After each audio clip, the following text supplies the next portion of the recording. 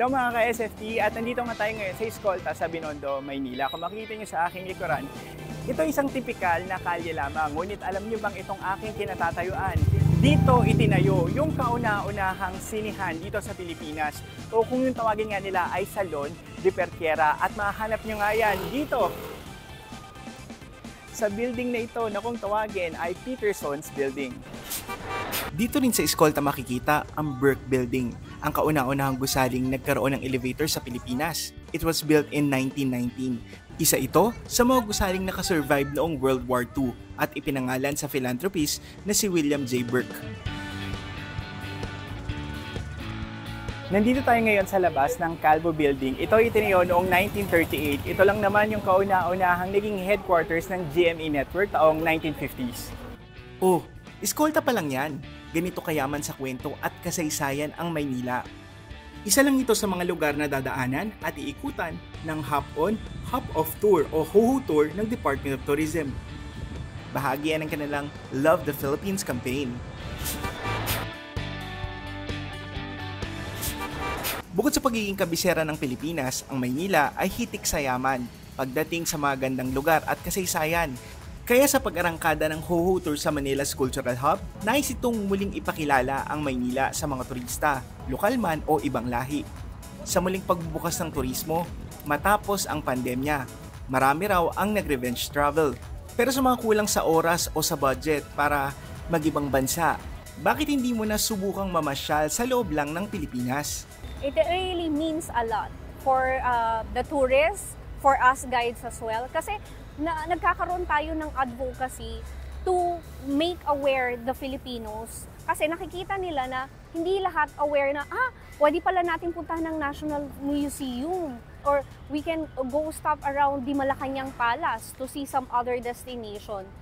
Ang HOHO Tour ang kauna-unahang hop-on, hop-off tour program sa bansa na mayroong iba't ibang destinasyon o hub. Lain itong ipakilala ang ilang lungsod sa Metro Manila ayon sa natatangi nilang ambag sa turismo. Unang binuksan dito ang Makati bilang business hub at ngayon naman, bukas na rin ang Manila bilang cultural hub. Travel trends continue to change and it is incumbent upon us, both in the national government as well as the local government units all over the country, to adapt. As they say, innovate or die. Time has come for us to evolve and to truly understand the necessity of ensuring that we are not left behind in this post-pandemic world. Isa sa mga sumubok ng HOHO Tour, si Jam. Aminado siyang he is a well-traveled geek. Halos lahat na raw ng kontinente sa mundo ay may bansa na siyang napuntahan. More like a rolling tour wherein you board the bus and then it will just take you from point A to the end, point B, and then during the course of the trip, there is a tour guide who will explain the sites as you go along. But the concept of a hop-on, hop-off bus is something new to me, and this is the first time I've been on one, and I think it's a great idea. Marami-rami na rin naman daw siyang napuntang lugar dito sa Pilipinas at kahit sa Maynila, nasubukan na rin niyang mag-explore. Pero iba pa rin daw kapag guided ang tour. I think the city of Manila is something that is overlooked a lot by tourists. A lot of foreign tourists come to the country to visit places like Palawan or Boracay or basta mostly beaches. And they tend to overlook Manila, which is very historical and culturally significant.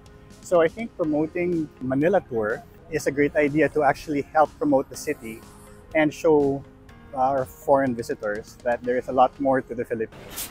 Ang Manila Cultural Hub Tour ay mayroong 9 na stops. Kabilang dito ang Rasulaiman, Rizal Park, Luneta, National Museum, Malacanang Heritage Tours, Manila City Hall, Escolta, Binondo at Intramuros. Bawat turista, mabibigyan ng pagkakataong i-explore ang mga lugar na ito. Pwede ring bumili ng pasalubong at souvenir items, kumain at syempre, ang mag-selfie.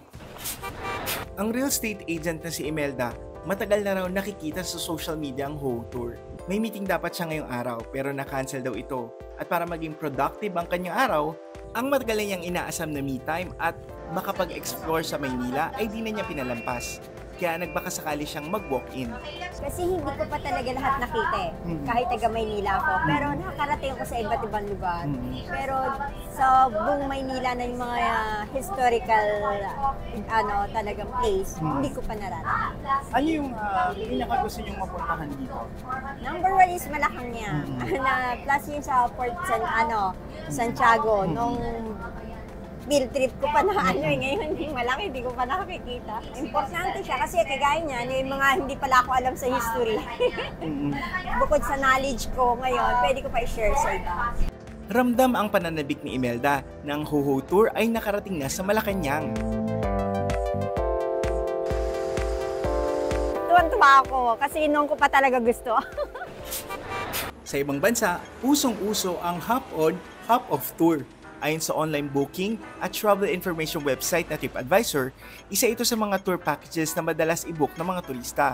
Ilan sa mga bansang dinarayo ang hop-on, hop-off tour ay sa Barcelona, Spain, United Kingdom, Washington, D.C., Sydney and Bondi, Australia, Madrid, Boston, Ireland, Florence, Italy, at France. Dito naman sa Asia, pwede mo rin ma-experience ang Ho Ho Tour sa Singapore, Japan, Korea, Vietnam, Hong Kong at ngayon sa Pilipinas. Manila is now very much shoulder to shoulder as well with similar offerings of hop-on, hop-off tours in other cities in the globe.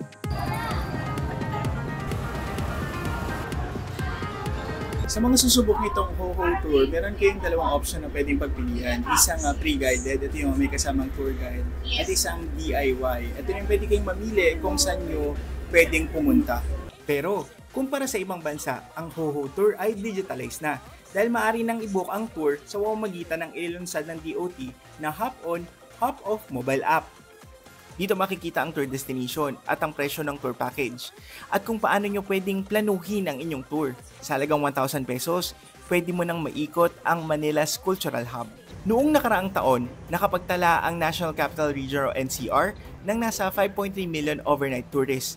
Halos triple ang itinaas kumpara noong 2021 na nasa humigit kumulang 2 milyong tourist arrivals. Pumang-apat naman ang Maynila sa may mahigit 700,000 tourist arrival last year. Pumangatlo naman ang Makati na may halos 1 milyong tourist arrivals. At nanguna naman ang Pasay at Parañaque na nakapagtala ng pinakamaraming turista. Isa lamang itong patunay na unti-unti ngang bumabalik ang sigla ng turismo.